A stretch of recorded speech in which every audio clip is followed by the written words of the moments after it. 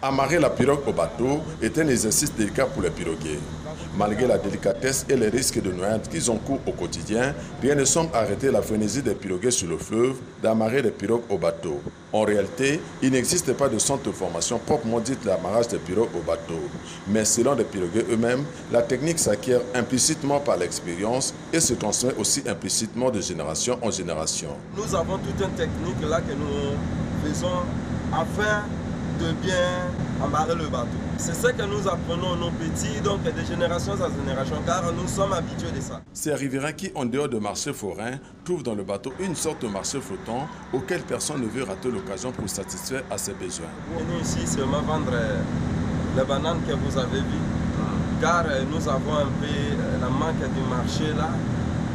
Voici ce qui fait en sorte que, donc s'il s'agit d'un bateau qui passe comme ça, et nous avons toujours l'envie de faire en sorte que nous puissions vendre nos produits agricoles. C'est ainsi que tout le long du parcours et devant chaque village des deux rives du fleuve, on assiste à un balai interminable de pirogues de paysans chargés de produits vivriers venus à la rencontre du bateau. Ici, il n'y a ni homme ni femme. Tous rivalisent d'ardeur pour amarrer le bateau.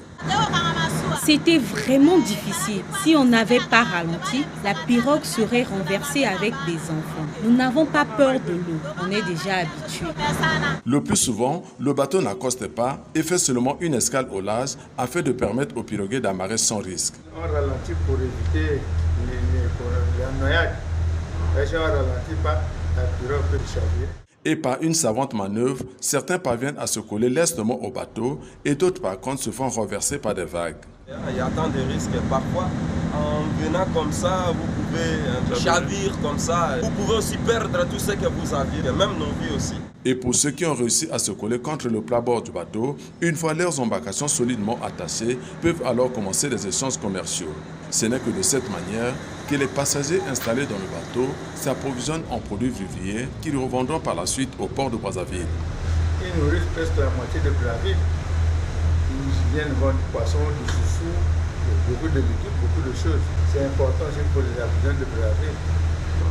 Si bien que quand tu es un arrivé d'un bateau courrier, tu vois le port inondé de gens, des commerçants. Et c'est de la même manière que ces paysans parviennent également à acheter des produits manufacturés dont ils ont besoin en campagne.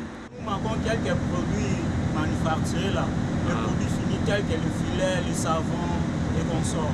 Alors c'est ce qui fait en sorte que quand un bateau passe, il faut faire l'effort de l'arrêter. Si vous ratez, vous allez perdre.